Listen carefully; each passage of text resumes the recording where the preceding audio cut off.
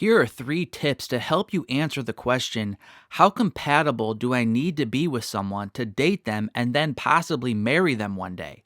Number 1, you need to be very compatible spiritually and compatible enough in practical ways to enjoy one another.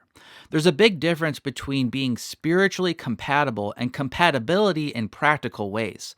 The Bible says a lot about our spiritual compatibility with others and very little about our practical compatibility with others. That alone should be an important guide for us. You should be equally yoked spiritually, as 2 Corinthians 6:14 states. You should generally see eye to eye on important theological topics. You should generally agree on what type of church to attend, and so on. If you've been a long-time subscriber to this channel, you know I've talked about the 3-tier system when it comes to biblical differences. If you haven't seen that content before, you can click the card in the right corner of your screen. But I won't go over all of those concepts right now. But as I said, the Bible doesn't talk too much about being compatible in practical ways. Generally speaking, God has made His church different on purpose.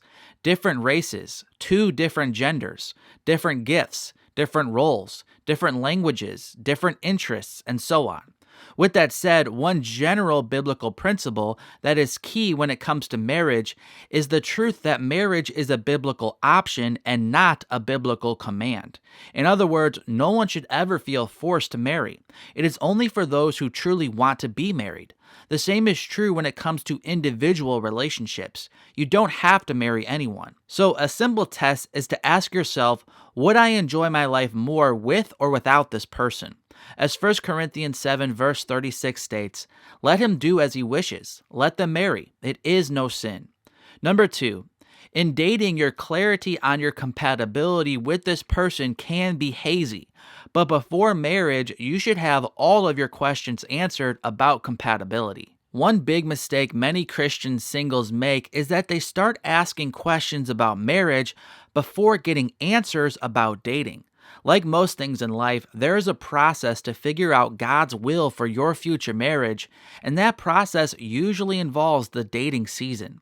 The courtship mentality causes people to only date someone they think God is telling them to marry.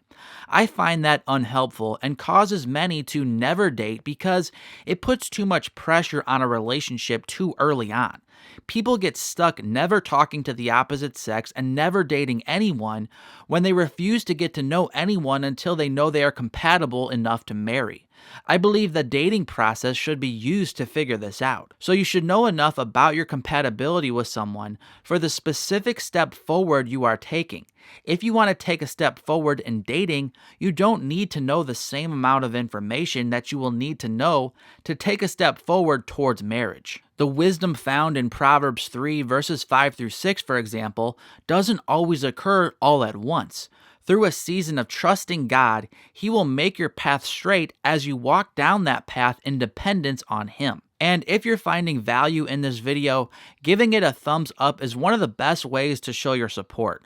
This will also better the chances of the YouTube algorithm promoting this video to other people who might really need to see it. And number 3, you should be compatible enough to thrive together and incompatible enough to respectfully challenge one another. While most people are purely focused on whether or not they are compatible enough with someone, oftentimes we start to undervalue the ways in which we are not compatible with other people. When it comes to relationships, the healthiest connections are not always the ones that are the easiest. We often grow the most when we walk alongside of those people that respect us, but also challenge us in the ways that we need. I'm not saying that you should marry someone you are not compatible with at all. Again, spiritually, you should be very compatible, and practically, you should be compatible enough to do life joyfully with each other and accomplish God's will in your life. But we must also leave room for the healthy disagreements and pushbacks that is often needed. None of us know everything. We all have blind spots, and it is healthy to make sacrifices for someone you love. Thus, a complete compatibility is not what is needed to date or marry someone. You should be compatible enough to thrive together, but also have enough individuality to cause growth in one another. For as Proverbs 27 verse 17 states, as iron sharpens iron, so one person sharpens another. Here's 2 more related videos if you want to keep learning with me.